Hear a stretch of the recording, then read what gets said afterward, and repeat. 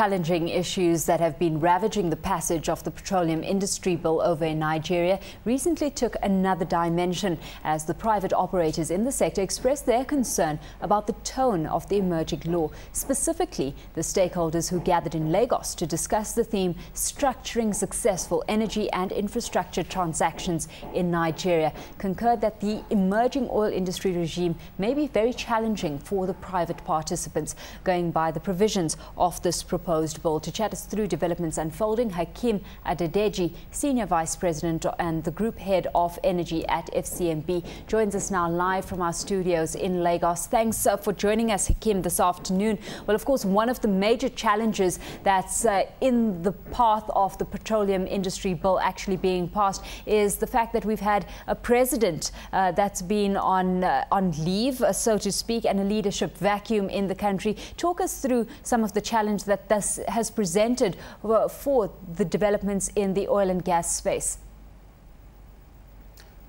Hi, thanks for having me. I think one of the major problems that's been, that's happened is that my sense was that communication among the between the regulators, between government as well and the oil companies wasn't very smooth at first. So everybody was, sticking to their corner, interpreting the proposed law in different ways. But now this has been narrowed, and government and the stakeholders are talking, and I think we're seeing some results now in terms of understanding. At least the bill is in the House, in the Parliament right now. It's been debated, but I am looking at something in the region of maybe towards the end of the year or towards the middle of the year, if we are optimistic, if we have the government direction to push this forward for a lot of the issues to be resolved and the bill passed.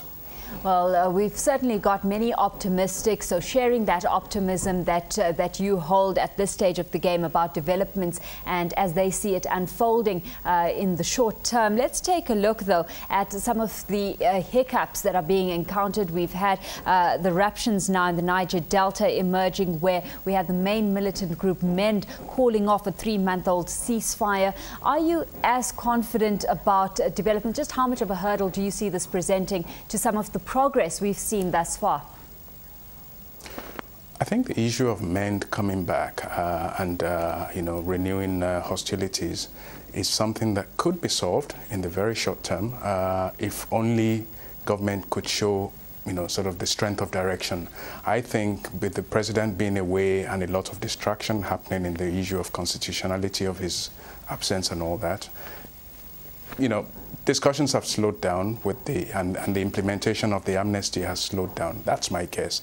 But I think, now that they have declared whatever it is that they have said they will be doing, I think we should be able to see government focus back on track, and this issue should be nipped in the bud in the shortest period. With that, we've got Nigeria saying that it will sell oil field assets containing as much as 2 billion barrels of reserves, which were either relinquished by Western firms or unsold in the previous bidding rounds. What's the anticipated uptake? Well, the anticipated uptake, I think what the Nigerian government has tried to do in the last few years, and is getting quite aggressive in this, is to sell, some of these oil fields to indigenous firms. This has been on the cards for a long time. If you remember, there was the marginal fields licensing round in 2003. That hasn't worked out, much in terms of all the 24 licensees being able to produce. But I believe that the next round that the government is looking at in selling these assets would really boost participation. We will be able to see larger players coming into the field, and interest has also shifted to Nigeria in terms of technical assistance from abroad as well as financing. So indigenous firms, yes. Part of that changing dynamic also includes some of the Asian interests that we're seeing in developing these oil fields further, but some have questioned expertise where Western companies have been the front runners. Is that a concern for you moving forward? You mean the Chinese Yes. coming into the field?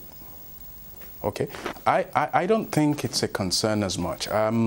What the industry has faced over the last 50 years is a situation whereby participation has been restricted to the Western world, or at least the old industrial nations. With the Asians coming in, I think it boosts competition.